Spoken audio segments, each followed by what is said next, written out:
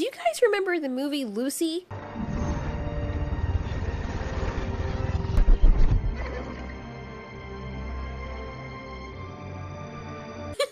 If you have no idea what's going on here, trust me, it's a movie you're going to want to watch, especially if you're a sci-fi buff. I understand some people will probably think it's a really corny movie, but I absolutely enjoyed it. And maybe that's because I have the hots for Scarlett Johansson. She's such a beautiful person. I mean, who doesn't love her, right? Okay, well, maybe some people don't, but I absolutely do. So it might be a little bit biased because, you know, I like sci-fi. I like movies where the individual or main character or people in the movie have some sort of powers. It's totally my shtick. But I was reading Reddit, scrolling down Reddit or what have you, and I saw a post by someone and it just screwed my entire day up. I was so triggered. I hate using that word now. It shouldn't mean what it means, but, you know, it just has this bad connotation to it. Why did I even say that? Why does my mind go places? Stay on track. Jesus. But it enkindled me because the person suggested that the entire premise of Lucy is, in fact, Lucy tripping high as balls off the drugs that were put inside of her. And I was like, really, bruh? Really? Why would you even put that in my head? This guy only proposed that. I wish I could give the Redditor credit for his post, but I lost it. I don't know what happened to it. And, you know, I closed all my tabs, but then when you click on something else, it carries you to another page, so I don't remember. I'm sure he's not the only one, but no one is going into detail as to why. They give the general reason, like, yeah, I think so, because obviously she has these weird-ass drugs in her body. And of course, gangsters are stupid, and they wouldn't have figured it out, and nobody ever had the thing burst inside of them for them to feel the effects of this thing. Fair enough, it was a completely new substance, and they had just started packing it around in these people. For those of you who are lost and you have not seen the movie, here's a description of it. Lucy, played by Scarlett Johansson, is a pretty normal young woman living in Taipei and dating a delivery guy for the local mob. But when she gets roped into delivering a suitcase to the boss, by the way, her boyfriend or the guy actually threw her under the bus with that. When she gets roped into delivering the suitcase to the boss, Mr. Jang, played by Choi Min-sik, she unwittingly becomes a mule for a new type of drug, carrying it in her stomach carrot. A whole bunch of crap happens, but to be concise, one of the guys tries to do something to her, and it ends up bursting in her belly because she got kicked inside of it. And then the drugs go throughout her system, and then stuff starts happening to her. Classical marble premise for how people get their powers. I was exposed to a substance or a situation that nobody else could have been exposed to, but they really could have been. But it just happened to happen to me, and now I have these superpowers. The only thing is that hers is gradual. Okay, so now that you know the premise, let me go into why I think this theory could be total bull. No, I'm kidding. It can actually make sense as a theory. It's gonna sound so stupid, but you guys are gonna believe me. I'm gonna use the internet for help. Why not? So, as this person puts it from this article, I think his name is Luc Besson, as the film goes on, Lucy accesses more and more of her cerebral capacity. This drug allows her to do that. She gains superhuman abilities such as speed reading, a photographic memory, encyclopedic knowledge, the capacity to learn a foreign language in an hour, and even under that, psychic abilities such as telekinesis, moving objects with her mind. And then it just gets even more Dr. Manhattan to the point where it's like, no, it's not even Dr. Manhattan. It's like something outside of that, or kinda, I don't know. And that's another video that we're gonna put into play because that's the actual video that someone suggested that we cover or take a stab at. So the film progresses with her being a type of mob psycho, and it's like 20% unlocked, 30% unlocked. And it's really cute because after she reaches a new level, she can do something even more bizarre. She gains enlightenment. She gains more enhancements in her power. She basically is like a Pokemon that continues to evolve based on the percentage of her brain that she unlocks. The reason why it is totally plausible that none of this ever happened is because the movie is mostly from Lucy's perspective. I believe that some of the things she did actually do, like a little bit after that point, but then the rest of the movie is so outlandish and so crazy, I feel like it's all in her head, especially when we consider that she's basically a prisoner that has been captured, and I think that she's tweaking hard and all of this is going through her mind. The reason why is because the gangster lord who created this, look, I don't know how gangsters work or like Breaking Bad situations work, but my thing is, if you create a brand new drug, you're going to pay a scientist or you're going to test it thoroughly. You're going to see the reactions to eating it. You're going to see the reactions to intravenous solutions. You're going to see the reactions to snorting it. And the way that this works is that it gets into Lucy's bloodstream. From what I know, when you use a needle, don't you put it into your bloodstream via a needle? So wouldn't they have tested that? You mean to tell me that they were testing it because they tried it out on this other guy who it didn't do so well with him? They never tested other ways to administer the drug? Poor Lucy would not have figured this in her tweaking mind. I think the drugs, she was just overloaded because remember this big bag that's stuffed inside of her, they actually cut the people open and put it in. They didn't put it up their butt. They put it inside of them, like cut them open with a scalpel. That he hired a surgeon to do this. Someone who's really good at taking things out of people and putting that back in and sewing them back up. These are professional criminals. So, I mean, I don't think we give them enough credit, but this guy of this level, he's not stupid, and he has people in his pocket. He would have figured it out already that this thing gives you superpowers when it interacts with your blood. Because I'm guessing they'd also want to know the fastest way it can hit the body and the system without complications. Before mass producing it and selling it off to other people. As the movie progresses and Lucy breaks free, she learns Chinese, she learns a whole bunch of stuff in a whole bunch of minutes. And as someone from the Atlantic article put it, how is it that a random Chinese ER doctor seemed to know more about the power and the perils of this drug inside of Lucy, called CPH4, than the pharmaceutical industry, the military-industrial complex, and the global crime syndicate, the actual global crime syndicate that is smuggling the drug around the world? Highly unlikely, and it seems like the kind of dreams of grandeur that somebody would come up with or their brain would concoct when they're laced full of drugs flying to and fro throughout their freaking system or as they're dying. I'm pretty sure she's getting overloaded by this stuff, so while she's freaking high as balls, she's also dying because of the overdose, and this whole movie is what her brain is filling in. You get away, you get superpowers, you get out of this. They also made sure in the movies to do a parallel of her being an antelope to a bunch of cheetahs, and that seems to be from her perspective how she sees the world. Kind of like how I see the world. I don't know if it's an INFP thing, but we tend to look at the world in like this weird video game fantasy land where if something bad happens to you, your brain also on the other side of your head imagines that that's actually a T-Rex and you're the Apatosaurus or you're the baby dinosaur, and that's just, I mean, maybe it's just me. I don't know. Maybe that bit was for the audience. But it feels like they want to convey that that's what she's projecting to us or how she's feeling, or the analogy that she brings up in her mind. So, subconsciously, if you're always being picked on or you feel trapped in a certain situation,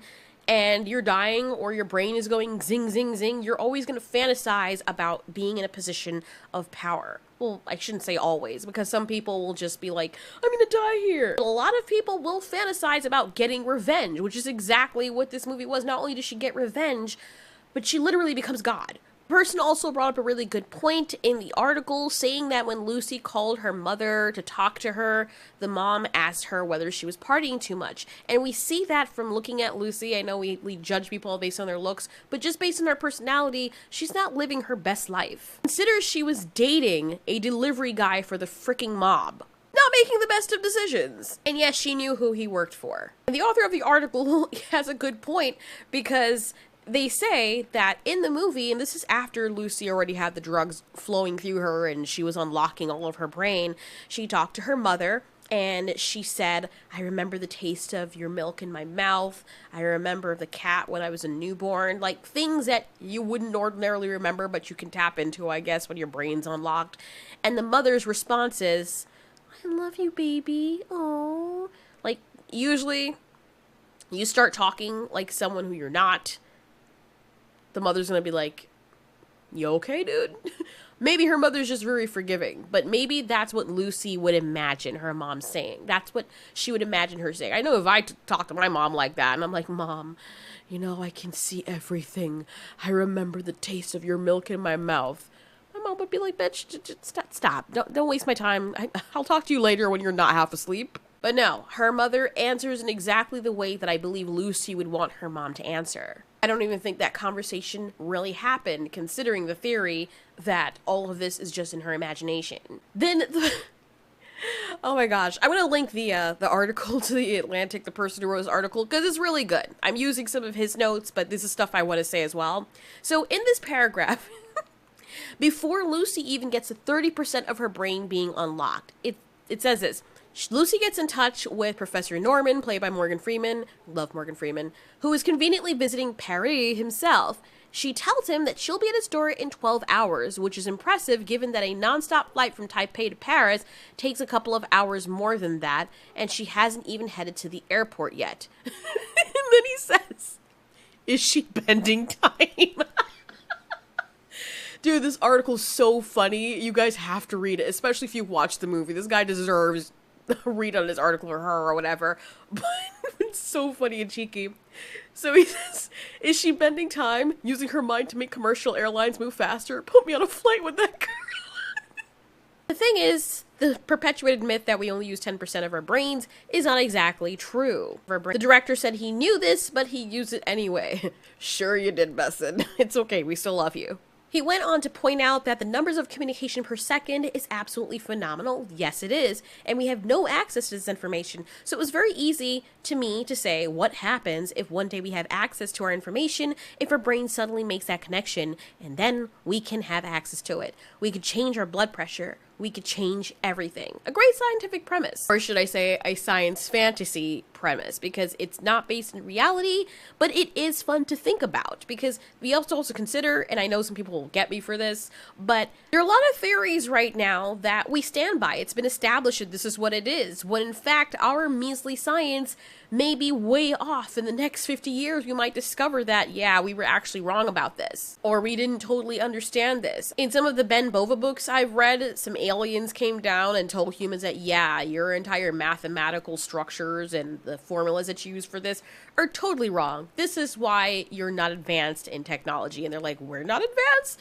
He's like, no, bro, look at what we can do. If we only use 10% of our brain, then through a PET scan, it wouldn't be all lit up. Our entire brain is lit up because our entire brain is constantly active. As psychologicalscience.org says, even in periods of sleep, regulating, monitoring, sensing, interpreting, reasoning, planning, and acting, the brain is constantly active. And even people with degenerative neural disorders such as Alzheimer's and Parkinson's disease still use more than 10% of their brains. Your brain can be active, but you're not actively using that part of your brain at one point of the day. And evidence has shown that over a day, you end up using 100% of your brain, according to John Henley, a neurologist at the Mayo Clinic in Rochester, Maine. In this excerpt from thescientificamerican.com, it says that take the simple act of pouring coffee in the morning and walking toward the coffee pot, reaching for it, pouring the brew into the mug, even leaving the extra room for cream. The occipital and parietal lobes, motor sensory and sensory motor cortices, basal ganglia, cerebellum,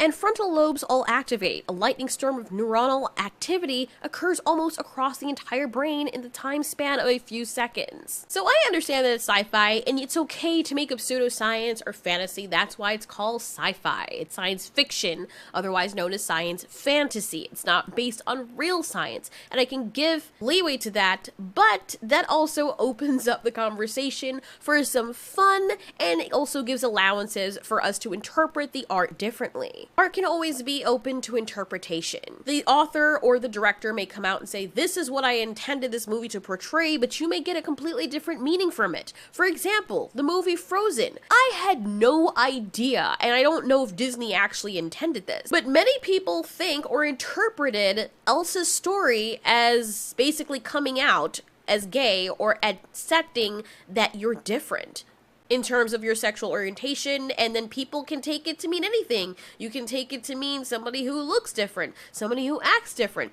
It is open to interpretation. There's nothing wrong with people taking that to heart because things touch us in different ways. That sounds freaking weird. You can listen to a song and you can interpret it as being your breakup song, or you identify with the person singing, thinking that they went through a breakup. That's just how you interpret it. That's what it means to you. But to somebody else, it's their wedding song. It's their giving birth song. It's their winning $1 million song. You guys get what I'm saying. So I can understand why that person in Reddit, and you know, in a way, I'm also thinking that too, believes that she could have just been really high. I mean, in the movie, when Lucy was at 90%, she was journeying through space and time while she was wearing her little dress and sitting in an office chair. She goes back, she visits the American Indians back then, she even visits the dinosaurs.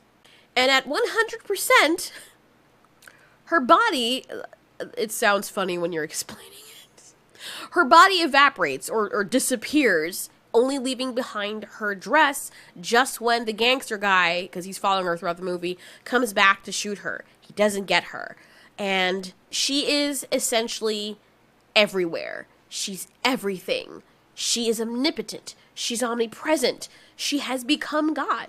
She can speak in people's minds, but you can no longer see her because she is now an entity that is existence itself. She's now one with everything, and she leaves behind this alien-looking octopus computer that's doing something weird, and then it spits out a flash drive. We then hear her character say, at the end of the movie, "Life was given to us 1 billion years ago. Now you know what to do with it." And as our friend from The Atlantic said, I love this guy. That's right. What we are meant to do with this precious gift of life, our highest destiny in the final stage of human development, is to take massive quantities of drugs so that we can all leave our mortal flesh behind and evolve into glittery disco flash drives. Now you know. Now you know. Okay, I think a flash drive was a knowledge that she was giving to humans, but I mean, we can't conceive it with our 10%, you know what I'm saying? Oh god, that was some good fun.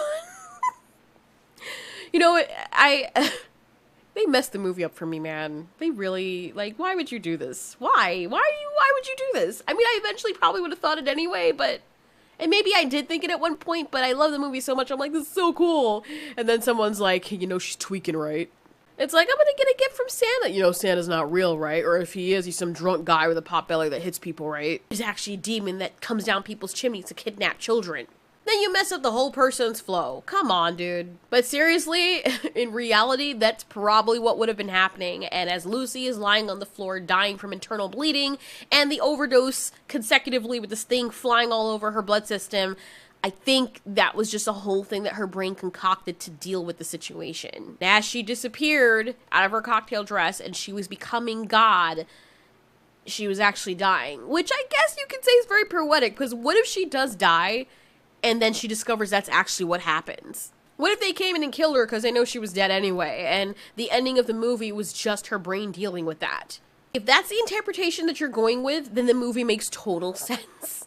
Anyways, that's it for the video. What I want to cover next, not in the very next video, but later on, is what would happen if Lucy actually did have these powers and she met Dr. Manhattan. Somebody asked that. They suggested that, which is why I made this video. So I'll give my thoughts on that later on. I have to sit down and really think about that one. I also have to read it more on Dr. Manhattan because, you know, I know nothing. No, seriously. I only know what the movies gave me, and people, like, dragged my ass through the mud when I reviewed The Watchmen, because they're like, you didn't even read the original!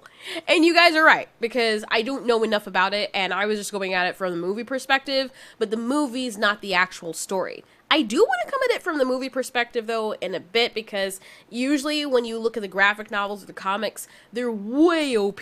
And he's still OP in the movie, so he must be pretty freaking powerful in the original work in which he was introduced. So, we will cover that later. Thanks so much for watching. This has been Altiori. You ask, we answer.